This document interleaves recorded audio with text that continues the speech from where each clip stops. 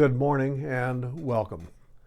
Well, I say at the outset of this Thursday thought that I wrote most of this before September the 11th, but I'm recording it on Friday, September the 12th.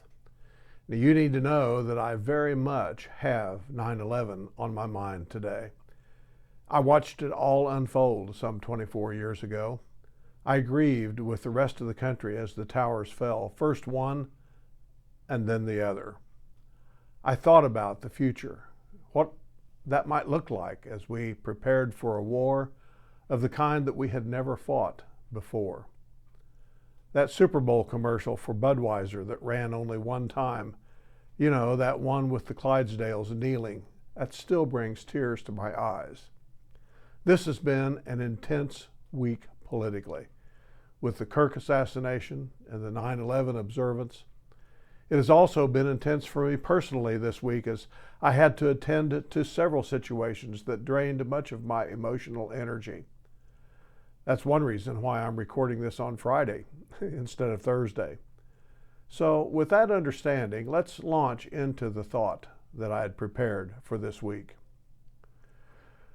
I don't know who Charlie Kirk was. I think I can truthfully say that I had never heard of his name before his assassination. Now, I normally don't pay much attention to political activists of any party or persuasion. As an independent, I do my best to try to find information from the least biased sources possible, something that I find, by the way, increasingly difficult and practically impossible to do. Political activists just don't fill that bill for me. Now, I'm sure they have their place, and I respect that. That's just not for me. However, to silence anyone, because of their political speech or belief is so far beyond the bounds of human decency. I'm old enough to remember the assassination of JFK, RFK, and MLK in the 1960s. I'm old enough to remember the attempted assassination of Ronald Reagan, and there are others, some relatively recently. Let me say it again. To silence or attempt to silence anyone because of their political speech or belief is far, far beyond the bounds of human decency. There is no place for this kind of violence. And, may I say, there's no place for most kinds of violence that we hear about on a daily basis, political or otherwise. In 1992, Rodney King famously said, "Can't we all just get along?"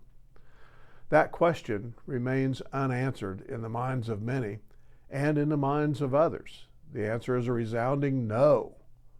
But in the hearts of multitudes of Americans today, that question has been eliciting a yes answer over the decades, an answer that daily is being tested and tried.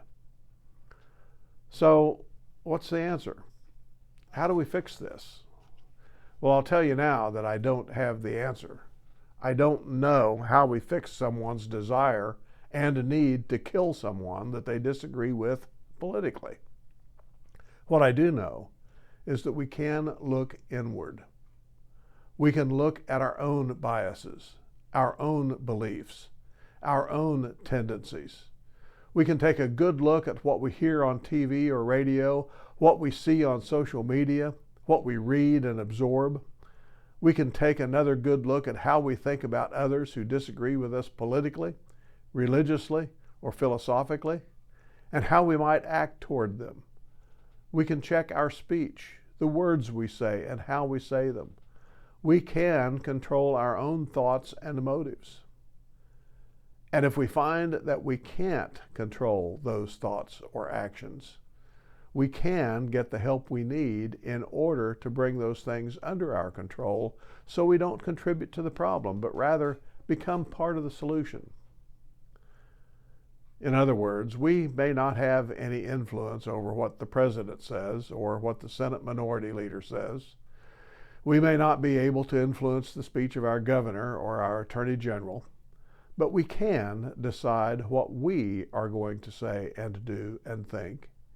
And we can find the help we need if we have trouble doing that. Oh, by the way, this kind of thing applies not only to political things. It also applies to religion and religious beliefs, belittling, talking down, name calling, and the like, all of that. That does nothing to promote harmony, peace, and unity. They do a lot, however, to promote division, discord, and violence. Think about it before you go off half-cocked on someone else because of their religious belief, their political persuasions, or one of any number of other things that we might use to stereotype or discriminate. Okay, now that I've said my piece on this, let me tell you, we had a great weekend at the Eastwood Church of Christ in Hutchinson last weekend. They hosted Keith Lancaster, the founder of Acapella Ministries, for a weekend, what he calls Songfest. And the name tells what we did. We sang. And as our tradition holds, we sang a cappella, both new as well as old songs of the church. 'Twas an experience of a lifetime, if I might say. And we, the bride and I that is, got to go to the Kansas State Fair on our own without the grandkids this time. We separated pretty much as soon as we got through the entrance gate. She went on her way and I went on mine. We met up a couple of times and did some things together, but all in all, it was a relaxing time for the both of us to get to see what we wanted to see, but not have to wrangle the grandkids.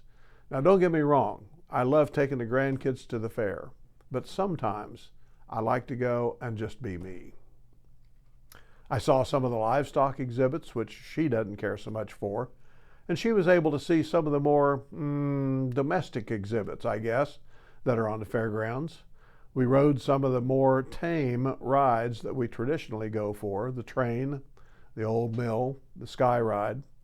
We avoided those twirly, whirly, shake 'em up kind of rides that we also avoided the carnival games that no one really can win.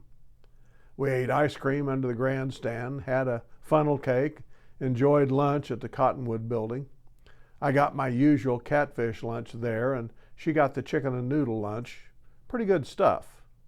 We bought some honey to bring home from the Kansas honey producers, and we generally had a pleasant day of cooler weather and not a lot of sunshine. And by the way, the rain showers quit fairly early that day. If you have a chance, you need to take a day and go to the fair. If not this year, maybe next. Yes, it costs some money to do it, but the entertainment is relatively cheap, and they have a lot of free stuff on the fairgrounds. The Lake Talbot boat rides, the giant slide, the train, the sky ride, and the old mill, those are all owned by the fair itself, and they keep those prices in line so that families can afford to have a really enjoyable day at the fair. And while you're in Hutchinson, maybe check out the Stratica Salt Mine, as well as one of the better aerospace museums around, the Cosmosphere. The zoo is free admission, and that's a pretty nice place for the free admission. Check them out soon. Blessings all.